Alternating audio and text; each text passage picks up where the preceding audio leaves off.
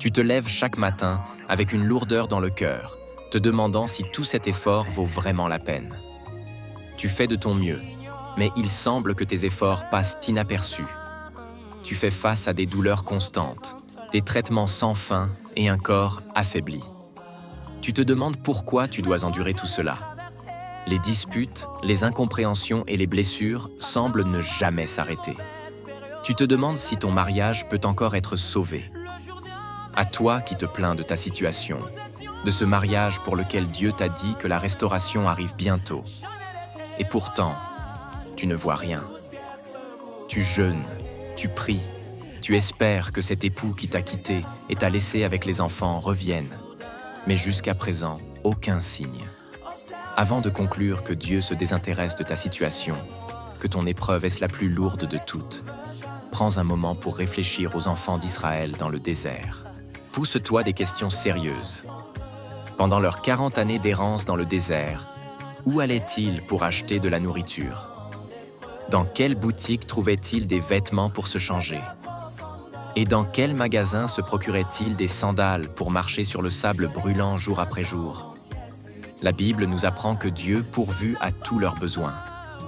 Leurs vêtements ne se sont point usés sur eux, et leurs pieds ne se sont point enflés.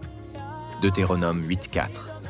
Dieu a pris soin de chaque détail, sans qu'il n'ait à dépendre des ressources humaines. Dieu n'adapte pas les solutions pour nos épreuves, mais au contraire, ce sont nos épreuves qui s'adaptent aux solutions de Dieu, car Dieu est celui qui mène l'action et non celui qui subit. Chaque matin, les enfants d'Israël se réveillaient avec les mêmes habits et les mêmes sandales.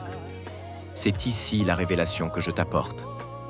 Pendant que les enfants d'Israël dormaient, et nous savons que pendant le sommeil, on ne réfléchit plus, on oublie les soucis. C'est à ce moment-là que Dieu passait pour réviser la confection de leurs habits et raccommoder leurs sandales, afin qu'ils leur correspondent parfaitement. Dans le silence de la nuit, alors que tout semblait figé, Dieu opérait avec précision et soin. Si Dieu a pu faire cela pour eux, n'est-il pas capable d'en faire autant pour toi? N'oublie pas que ce que Dieu a promis, il l'accomplira.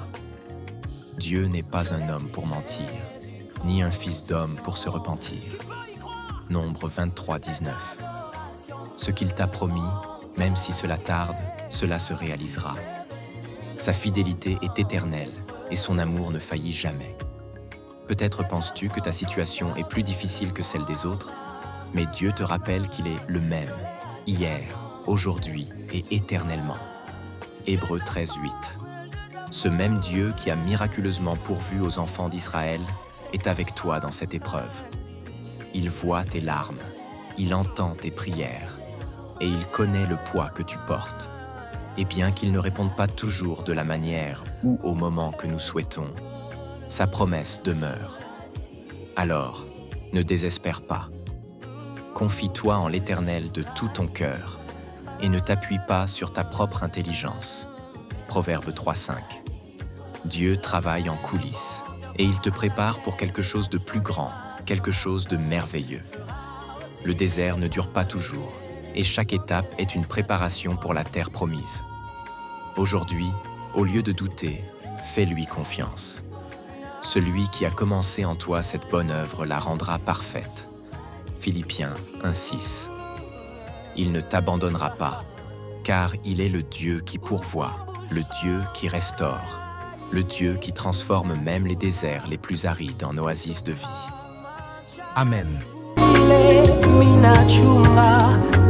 Kutoka majaribu